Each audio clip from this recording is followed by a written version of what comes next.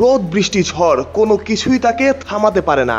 কদিন আগেই তামিম ইকবাল বলেছেন, সে বাস সাকিব আল হাসান নয়, তরুণদের অনুসরণ করা উচিত মুশফিককে। কেন? এই ছবিটাই তার প্রমাণ।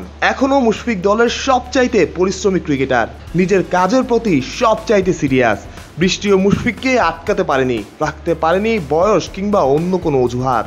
এক সংবাদ সম্মেলনে এসে পড়েছিলেন পবিত্র কোরআনের এক আয়াত, হাসবুনাল্লাহ ওয়া নিয়ামাল ওয়াকিল, নিয়ামাল মাওলা ওয়া নিয়ামাল নাসির। অর্থ, আল্লাহ তাআলাই আমাদের জন্য যথেষ্ট।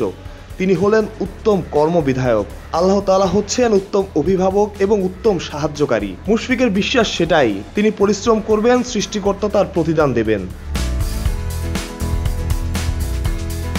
3 অক্টোবর বাংলাদেশ টেস্ট দলের প্রথম বহর দেশে ফেরে। 4 জনে সেই বহরে ছিলেন না মুশফিকুর রহিম, বাকিরা এসেছেন ব্যক্তিগতভাবে, মুশফিকও তাই।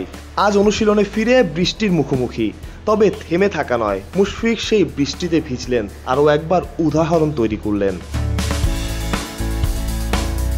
সেই প্রেস কনফারেন্সে সাংবাদিকদের উদ্দেশ্যে মুশফিক আরও বলেছিলেন, আমি যখন প্র্যাকটিসে থাকি তখন আপনারা বেশিরভাগই ঘুমিয়ে থাকেন, আল্লাহ কিছুটা হলেও তো দেখেন। আজকের প্রেক্ষাপট তেমনই।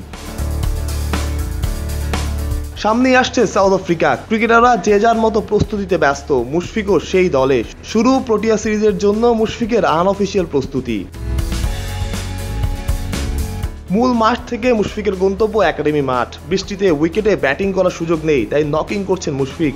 সেও অনেকক্ষণ ক্যামেরার জন্যই বোধহয় পরে আড়ালে চলে যাওয়া। টি-20 থেকে আগেই অবসর নিয়েছেন, নয়তো হয়তো থাকতেন টি-20 দলের সাথে। তবে মুশফিক এখন মিরপুরে। জীবন এমনই, সময়ের প্রয়োজনে বলতে হয় বিদায়, জীবন চলে যায় জীবনের নিয়মে। মাহরুজ প্রত্যয়, বিডি ক্রিক টাইম।